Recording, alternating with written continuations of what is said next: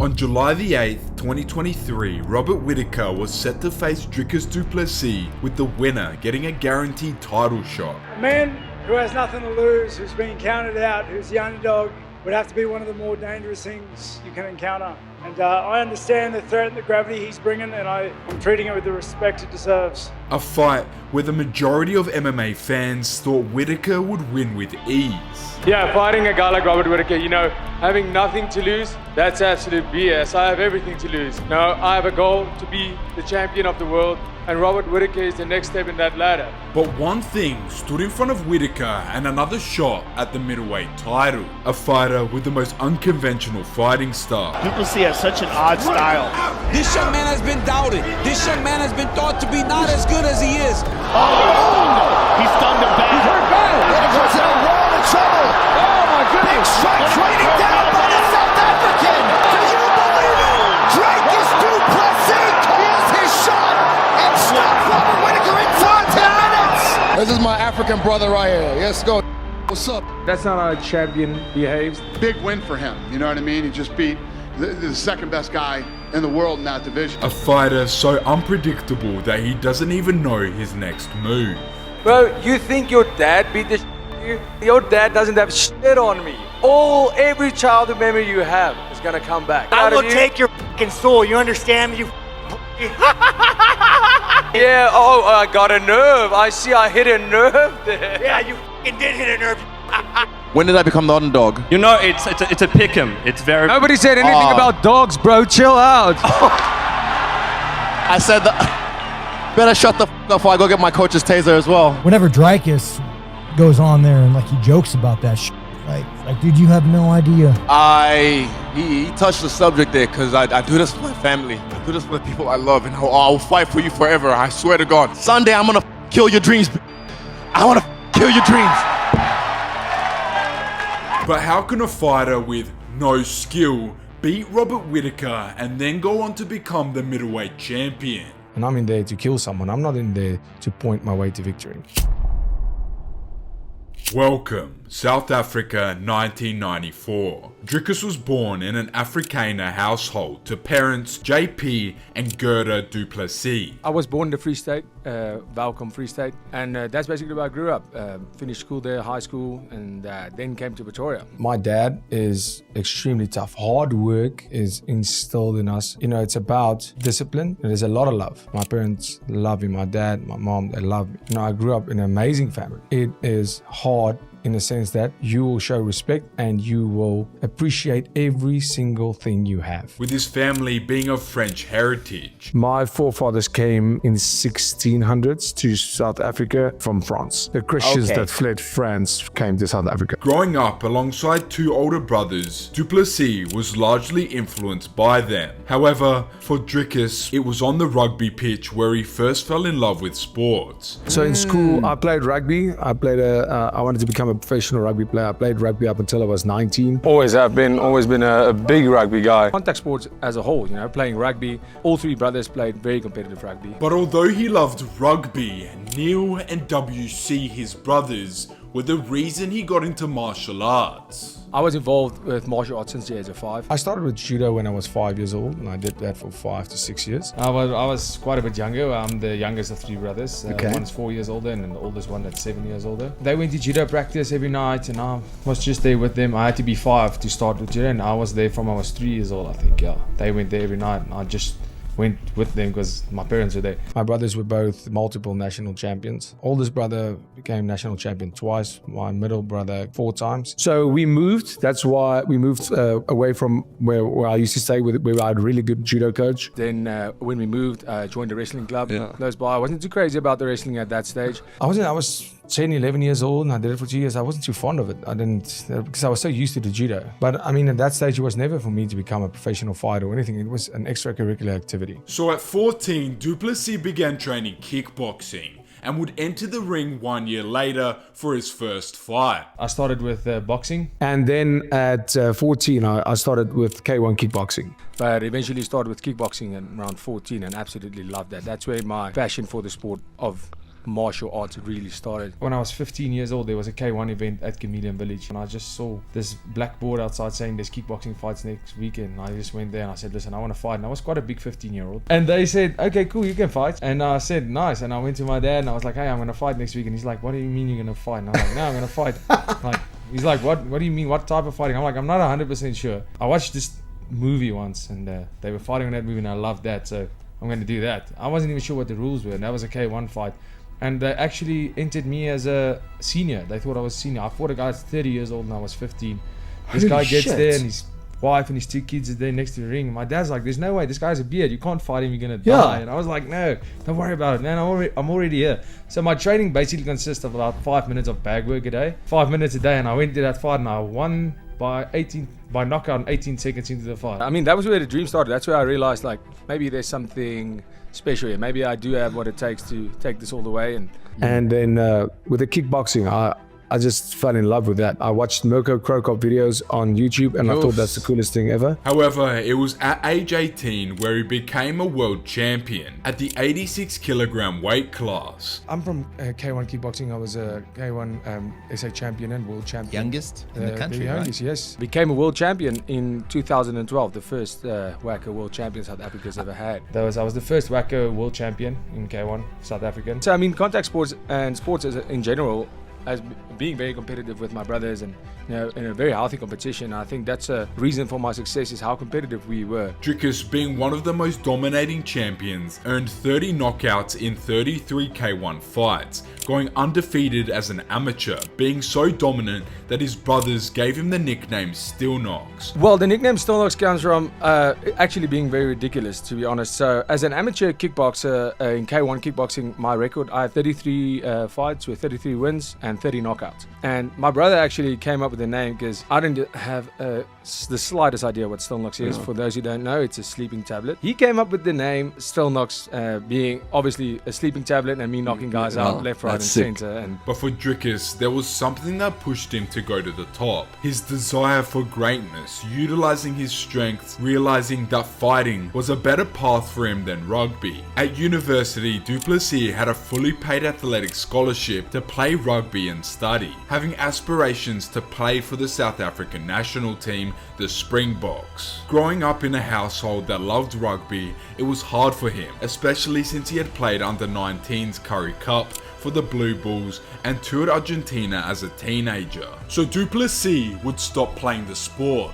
I just think I wouldn't be good enough. If you look at the pool of rugby players, I think we have, and I stand corrected, 600,000 registered rugby players in South Africa. You are playing for 30 spots. If you look at the Springboks right now, they are the best in the world. I look at those guys and the position I played, and I look at them and I'm like, I'm so happy I didn't pursue this, because I would have been a good rugby player, but I would have never been great. MMA is where his heart truly lied, as he knew he needed to contribute 100% of his efforts if he wanted to see any significant progress in the sport. Then that would have been my career. You know, they paid my studies, everything, and that's a great. I mean, that's something I've been working towards, because rugby is a big love of mine. I've played rugby my whole life. I told my dad, listen, I don't think I can take this deal. And he was like, what do you mean you can't take this deal? And I'm like, no, I don't want to play rugby professionally, I want to fight professionally. He was like, okay, if you want to fight, what are you going to do for money? And I said, I don't really know, but I want to do that. I mean, then I was still an amateur. I was paying to fight. So he was like, okay, how are you going to make money? And I'm like, I'm not 100% sure. It will come. I'll just do what I do and I'll study. Yeah. But now he had to pay for my studies. It wasn't you couldn't pay for your studies yourself. Yeah. Putting your chips all in one basket isn't an easy thing, but Du Plessis knew what he needed to do. It's all or nothing. It's all or nothing. It's a huge risk. It's only one way to find out, and that's to go for it. If you go, I want to do this, but I have to, still make sure that I'm taking care of some things. If this doesn't work out, you already lost it. You'll never make it. He was hooked by the added complexities of MMA. And, obviously I loved fighting and I wanted to make a career out of this, but, kickboxing was, there's no way to earn a living, not from South Africa. You can have all the systems in the world, the best coach, the best team, the best technology. You can have everything, the perfect game plan. At the end of the day, it's a fight. If you bring your game plan, I punch you in the mouth. You bring your game plan, I just overpower you, you get tired. Now that fatigue will make a coward of you very quickly. You forget about game plan very quickly because you don't know what my game plan is. I'm a youngster. I had my first professional fight at 19. So I just said, listen, while I'm young, let's try and give this a proper go. Making his debut in one of Africa's biggest fighting promotions, Extreme Fighting Championship. But with a solid background in various martial arts, Du Plessis was ready to make a statement in the octagon. Debuting against Chikangu Makawebo, showing us a glimpse of his plot armor, displaying his awkward striking style, and somehow dragging his opponent to the ground, making him do the splits, which caused his opponent to blow out his knee in the first round. I've always been with the same coach, same team, since I was 18 years old. I've never had another coach and another team. You know, we train hard, we fight easy. And when I got signed for the UFC, my first professional fight, you know, being a youngster, 6 months after high school, I'm just so excited. Craziest thing came true, a short notice fight, fighting professional. And it was just a dream to be able to fight on TV. In the beginning, when obviously I got a lot of criticism from my style, I looked into it and I realized, I was like, no, you get a lot of guys that get to a certain level, they change their style. Let's say wrestlers change their style to striking. And I was like, this is my style. It makes it harder to prepare for me because you're not finding training partners. He would win his next 3 fights before getting the opportunity to face Gareth McLellan for the EFC middleweight belt. All 3 of my first pro fights, I got taken down first round because everybody knew I was a striker.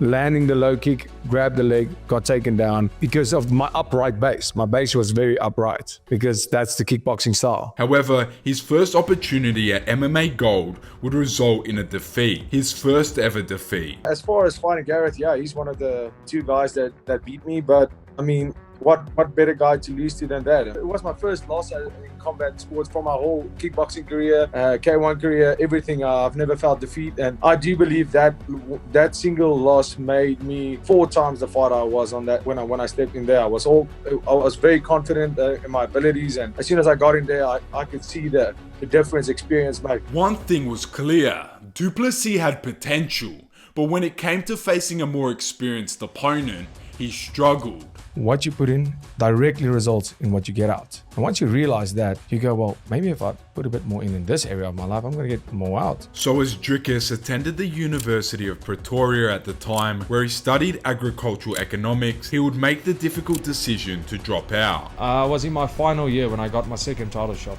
So, and that's when I called and said, listen, I'm doing this. It's all or nothing. I have to make a choice here because I'm training, thinking about studies, I'm studying and thinking about training, so both is going downhill, and I told my dad, listen, I have to choose one. So Dricus returned to the drawing board, training and winning 3 more fights in a row to yet again get another shot at MMA Gold. This time it was for the EFC Welterweight Championship, facing Martin van Staden. Dricus would submit van Staden using a guillotine, the same submission that McLellan used against him in his first ever title opportunity that he lost. This feeling is absolutely undescribable. It's really, I can't believe it. It feels so unreal, having this piece of gold in front of me.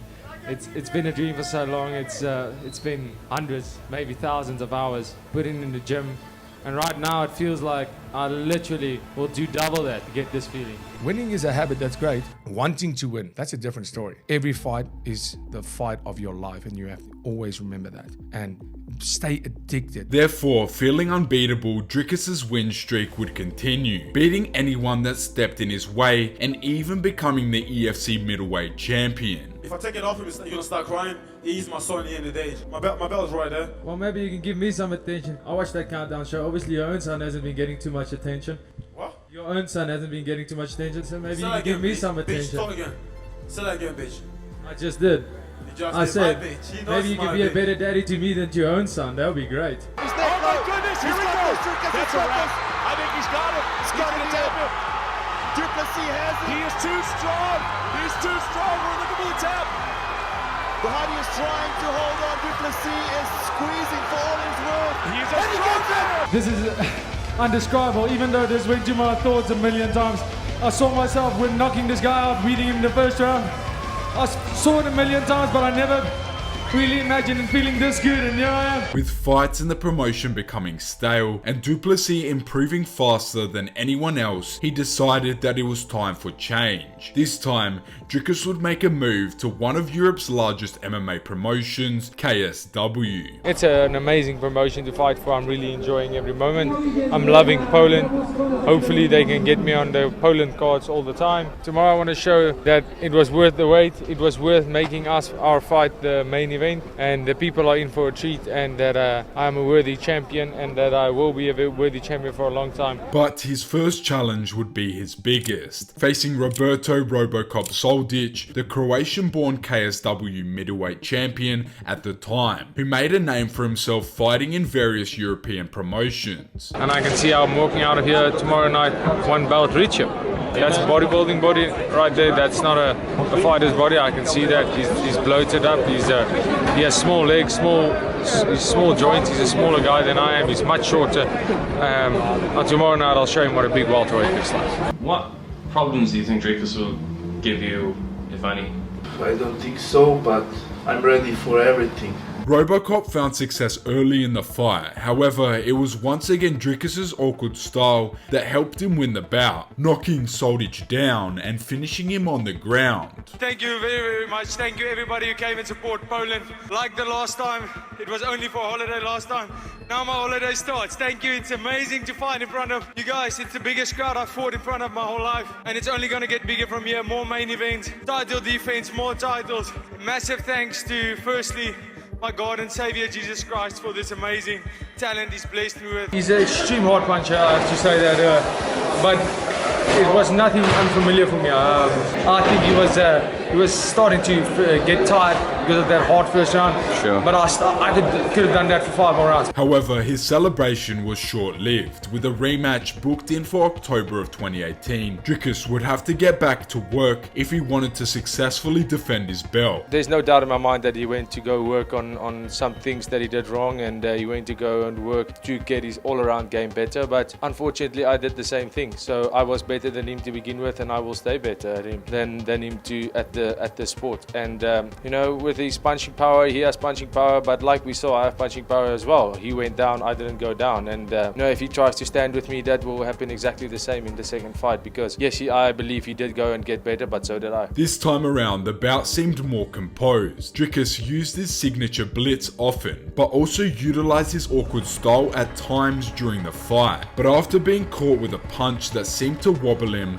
causing him to misstep and momentarily lose his balance, it was the beginning of the end for Dricus Du Plessis. 30-odd seconds after getting back to his feet, Robocop would land a flurry of punches that would knock Dricus down, rendering him helpless, causing the ref to step in to end the fight. A good rivalry while it lasted, but a rivalry that would be put to rest. So you will never fight Roberto Soldic again? Well, hopefully he will come up to middleweight one day or soon, and we can settle the 3-fight trilogy. One for him, one for me at this stage, and if he comes up to middleweight, definitely, but I will never fight at welterweight again. But this wouldn't be the end, only a minor setback for Du Plessis. It would be nearly a year before Dricus would step back into the octagon. 2 more fights and 2 more wins. So after stringing 2 wins together following his loss, Still Knox was called to fight in the UFC. Up until this point, winning all the belts in 2 promotions, winning double division, it was all, the purpose of it all was to get a shot at the UFC, and now I'm finally here making my debut on the main card, so that's it's definitely a dream come true, and I can't wait. I definitely see myself as if you go about let's say the bottom feeders in my division, I don't belong there. I belong with the top guys right now. I've been a champion in KSW, which is the 3rd biggest promotion in the world, the biggest in Europe right now. With his debut fight against Marcus Perez, Dricus would be challenged once again. However, it was not any bit of doubt that held Dricus back. It was the circumstances that he was put in that made him think hard. Being called to compete in the UFC on only 10 days notice, as Perez's former opponent pulled out. This is the biggest opportunity of my life. So when COVID hit, they said we have 2 or 3 days before the hard lockdown starts. There's 6 weeks. It was 6 weeks at the end of the day, where it was like everybody was just at home. We don't have the luxury of sitting around. I had 4 teammates move in with me at my house. Went to the gym, got some mats, got the air bikes, got kettlebells, everything we needed. moved them into my garage, and we lived there for 6 weeks, and we basically had one big training camp. We were the gym open, and we were like, okay, cool, let's go to the gym. Let's just a few of us. So we've been in lockdown then for 5 weeks, and they said, my agents, I just see they phoned me. I'm like, why would they phone me this time of day? And I answered and they said, listen, will you fight? They asked me, how's your weight? And I was like, my weight's great. My weight was not great. Will you take a fight? I'm like, where? And they said, no, UFC. And I said, what? In the beginning, as soon as the day, I said, listen, I'll take the fight. I didn't even know who the opponent was. I didn't even know what was happening. They said short notice. I said, well, am I going to need to pack my bags? Like, how many hours do I have? I'm still at the gym. Can I finish out the workout? They said, no, you have 2 weeks. Don't just chill out. Not that short. Yeah, it's not that short. So, I mean, obviously the weight was the only concern up until yesterday, and we are on track. So Dricus had to find a way. No, fighting for those big moments, they just tend to make me perform even a little bit better, even above my fireplace. So, I mean, fighting in the UFC, I honestly believe I'm going to do something special and put on the best performance of my whole career. This is the biggest opportunity of my whole career. Absolutely. By far. And this is the least prepared I've ever been for a fight in my life. I know I put in all the work. I'm always so prepared for whatever comes. And in this fight, I didn't have that confidence. And I just told myself, listen, I might feel unprepared, but for this fight, I've been preparing for this fight for the last 10 years. And it will pay off. Subconsciously tricking his mind into knowing he could win. Therefore, that's exactly what he did. Overwhelming Perez in his debut, it only took him 3 minutes and 22 seconds to knock Perez out. That gave me a massive jump because he was an 8 fight. I think he had 8 fights in the UFC. Never been finished. For me, I've finished every single fight I've been in. He's never been finished. And now I'm like, this is just great.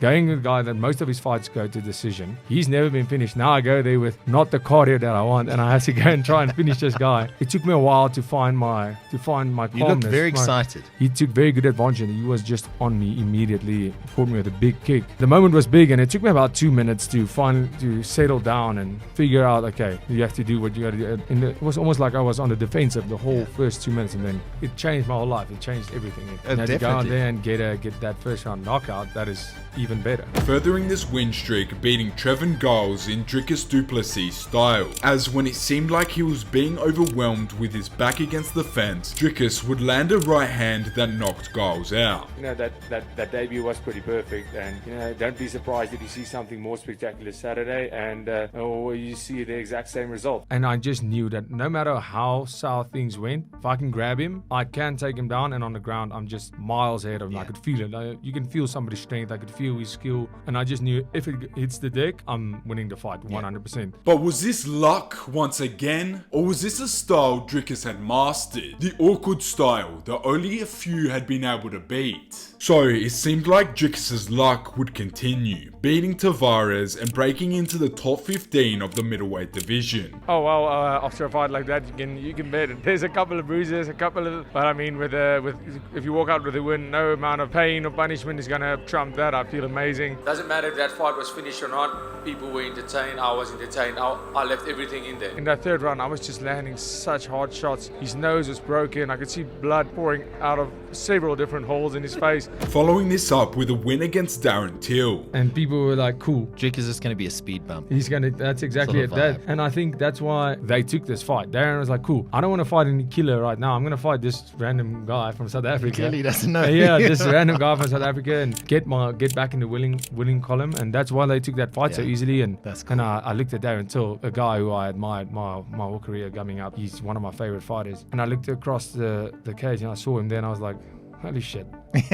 I'm fighting Darren Till. That's cool. Probably one of the most famous guys in the whole sport. Absolutely. And I'm like, I'm fighting him. I mean, I dropped him in the end of the second round. That's right. And I have a mark here on my knee where I took his tooth out. One of my punches, he nodded his head, and I could see that was not a nod of, wow, nice punch. It was more of a nod of, fine, you win. The takedown and the submission was basically just putting the cherry on top. Yeah. And beating Derek Brunson in the most Dricus Du Plessis way possible. After losing the first round, he slugged it out, overwhelming Brunson, which forced his corner to throw in the towel. I fought Derek Brunson, and it was a tough fight. My cardio, it was a great camp, felt amazing, but that first round was so intense. It was, it was wrestling, it was full speed. Second round came out, I was tired, he was tired, but I just kept on pushing, and that's that mindset you talked about. And I got home at the airport. I just became number 5 in the world, the first South African ever to even get close to a ranking. I get home, we get in the car, so happy to see my parents. They're so happy to see me, and they go, jeez, so you still want to be world champion? I said, yeah, my whole life is dedicated to this one. They go, not if you fight like that. That was terrible. I couldn't even fathom what was happening right now. I said, excuse me, I was ranked number 10. I just became number 5 in the world. They're like, no, that's amazing. Is number 5 what you want to achieve? Because like that, you're not achieving number 1. Like number 5 will be the highest achievement you'll get if that's the way you want to do it. I was stuttering like I am right now. I couldn't believe it. And they said, listen, we couldn't be more proud. We are just saying, we're not saying you didn't work hard enough. We're not saying you're not doing enough. We're saying there's a change needed. You need to find it. It's your career. You need to find something for the next level, because like that, you won't make it. I'm sorry. And I then, when started thinking about it, made the changes that was needed. I did the introspection. I was angry first, and then I did my introspection, processed it, and I said, shit, they were right. I need to make a change. Made the change, and here I am today. So, however, then came the fight. His biggest test came against Robert Whittaker. And once they mentioned that fight, I said, that's the fight I want. I would love that fight. Everybody's went like, whoa, why would you want that fight? Beating Robert Whittaker is I think a lot of people is going to be exciting. Are going to eat their words, and I think the world will be shocked. Yes. When you're putting Whittaker versus Du Plessis, it would seem as though you're shining up Du Plessis, but there's no guarantee that he's going to win. Whittaker, in my mind, is the most important fight of my life, and that's how I see it. Beating Robert Whittaker will immediately show the world that this is a new threat. A test he would pass with flying colours, cementing himself as a true challenger in the division. I didn't give him a fucking chance against Robert Whittaker, and boy was I wrong. Well, also that's after he got his deviated septum surgery, I think, it's a big factor. Yeah, being able to breathe out of your nose. If you can't breathe, you can't fight. Yeah. Being in the UFC was the ultimate dream for me, and right now, being in the UFC is not the dream anymore. Being the greatest fighter to ever walk this earth is the new goal. Asking me if I'm scared, I don't fear any man on this planet ever. I never have, and I never will. I fear God, and I fear being average and losing. That's the only thing I fear. Dricus looks awkward when he fights. He moves different, but that movement and that awkwardness makes him difficult to time. Mm-hmm. It's like his timing is off. Yeah. And if you don't have anybody that can imitate that kind of stutter step motion that he does, he fights weird. It's deceptively technical. Yeah. Deceptively. It's his style. You can't say it's wrong. That's how he fights, and it works. Dude, DDP, he moves a certain way,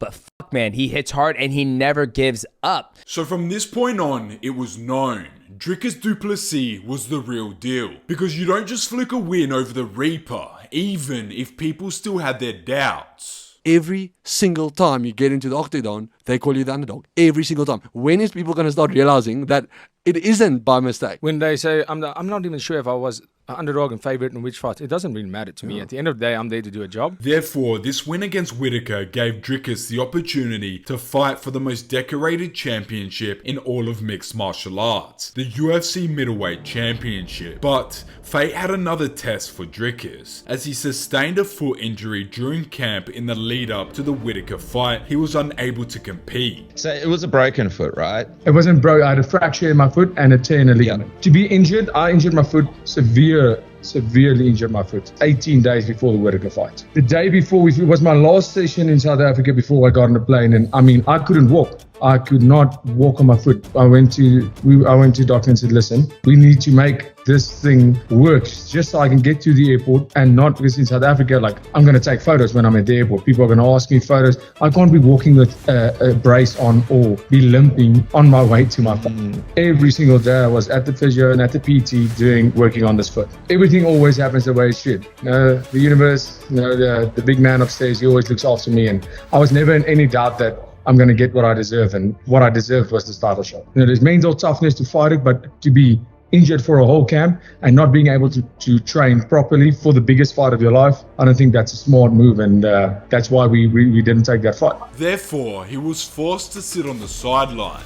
Oh man, I made the champion mad with his fucking frosted tips and his gay little watch. Oh no! When we fight, I knock you out, I'm gonna do a TikTok dance over your grave. Grown ass man on fucking TikTok. Maybe that's the problem, bro. And the you don't want this guy's a champion. Do something about it. You don't want this guy's a champion. Do something about it then. Right now, right here, I don't really see anything that he has for me that I haven't seen before. Here's the thing about the Chinaman, you guys. No, get hats off to the fucking Chinaman. He's a bad motherfucker. You know what, man? The moment I post the video of me jerking off my dog, they will put some credibility to that. Fucking puppy porn, man. Sunday, I'm gonna knock this motherfucker out. That's all I give a fuck about. Yeah, you'll fucking do it for China. You'll do it for China, you Don't fucking do it coward. for China. I'll do it coward. for Atlanta. My Mindless post will knock you the out, and I will knock you the out. And Dricus, he had to watch on as Sean Strickland, the underdog, took the opportunity that should have been his and dominated Israel Adesanya, shocking the world. As Adesanya walked out, I remember there was a lot of things happening. Obviously studying my opponents like I always do. Israel has been somebody that's been on my radar. And then, of course, when the fight started, his energy, the way his punches were slower. He didn't fight the way he used to fight, but even the best Adesanya would have had a hard time with Strickland on that night. Strickland really showed up, and all kudos to him. You know, he took that fight on short notice. I thought I'd be walking away a little bloody, a little messed up, a little concussed, but I didn't really take much damage other than checking a few kicks. But yeah, I still can't quite wrap my head around it, you guys. I thought it'd be a lot harder. So, with Dricus's injuries fully healed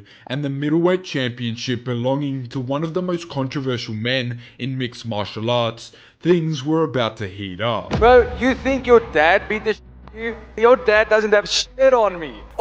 Every childhood memory you have is gonna come back. I will take your fucking soul. You understand me? You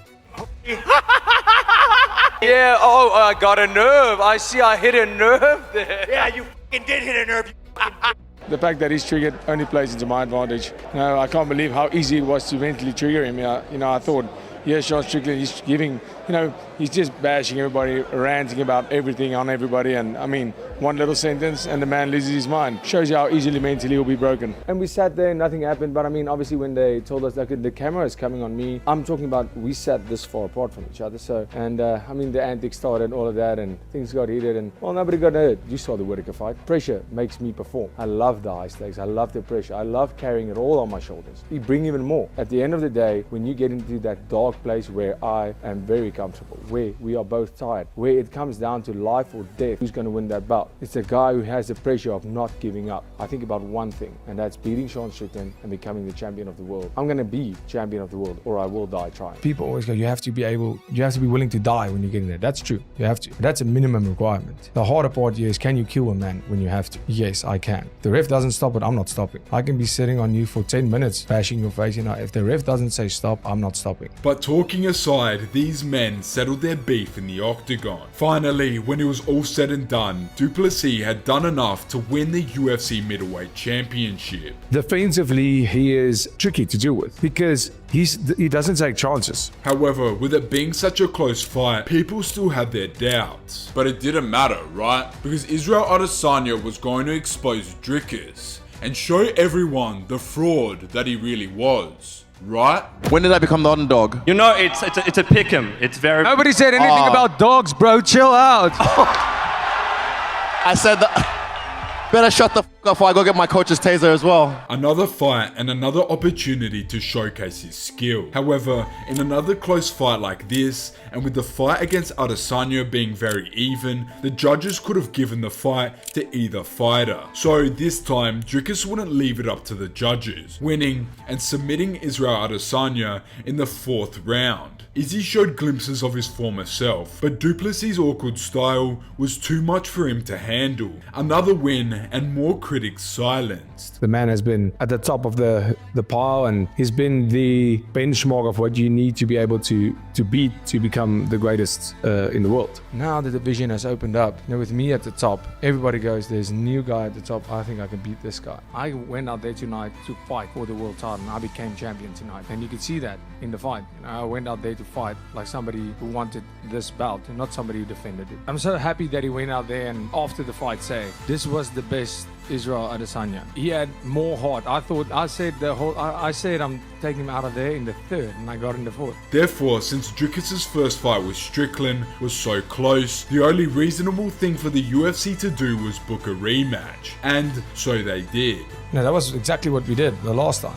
He said to death, let's go, let's fight to death. And the man threw a jab and a teep for 5 rounds. He prioritizes defense over offense, and I prioritize offense because I'm there to give the people that spend their hard-earned money on pay-per-views and arena tickets a show, a fight. So this time, Dricus made sure that there was no more doubt left in anyone's mind. I'm done questioning him. I'm done ever saying that what he does isn't what's done by the best fighter in the world. It was an entertaining fight, but Dricus was slowly but surely pulling ahead on the scorecards, probably won every single round. And it was Du Plessis that once again would get his hand raised. To go out there and beat him at his own game was a big priority. I'm going to try and knock him out, try and submit him, or try, if this goes to decision, complete domination. And that's what happened. So for me, it's incredible. I mean, for me, it's a dream come true. I'm living my dream of being a professional mixed martial artist and ultimately becoming a world champion. I always said that you could be the nicest guy in the world or the biggest asshole in the world.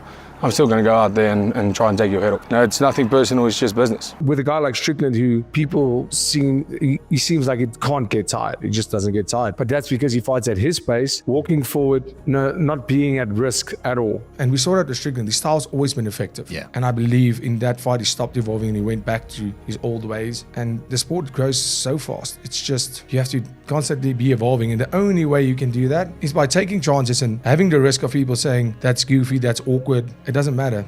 This matters. I was about to say, here it is. That's the proof. But with Dricus on top of the mountain, there are always going to be hungry competitors lurking and hunting for UFC gold. So with an upcoming Khamzat Chimaev, it's safe to say that his biggest challenge awaits him. Yeah, it's big, and it's big to be back in Chicago, sold out. Yeah, it's going to be a fun one. I always say it's not just about defending, about who you defend it against. Yeah, defending it this third time would mean the absolute world to me, and believe me, I'm going to defend it. Win or die trying. I said, there's no way. I'm not leaving wherever this fight is without my belt. I think Khamzat is an incredible fighter, but you're fighting in the top 5 of the UFC. Everybody's incredible fighters. Khamzat is an absolute animal, absolutely. But I mean, yeah, he did beat Robert Whittaker. But obviously, his teeth broke back. It's unfortunate. He is really good. So, deserving of a title shot 100% after that performance. I would give DDP the advantage over Khamzat right now. Khamzat's next. Khamzat is next. I want to make sure that this belt,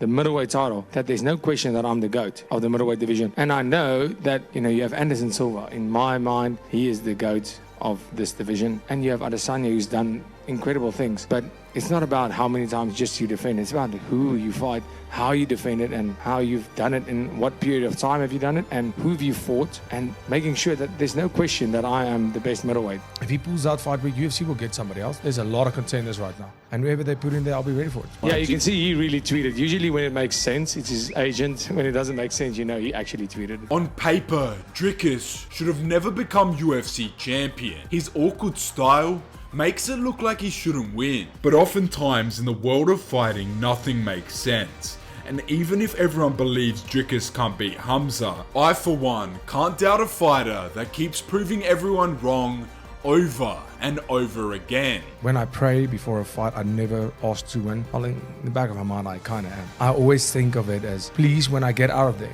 win, lose, draw, no matter what, let me be satisfied with my performance. Let me know, yes, I didn't win or I won. I don't even want to win that way. Never mind lose, knowing that I could have done more. Yeah. Now, becoming world champion is a big step, but this is not the end. My final step is being the greatest to ever do this sport, and along the way, being double champion is one of the steps to achieve that dream.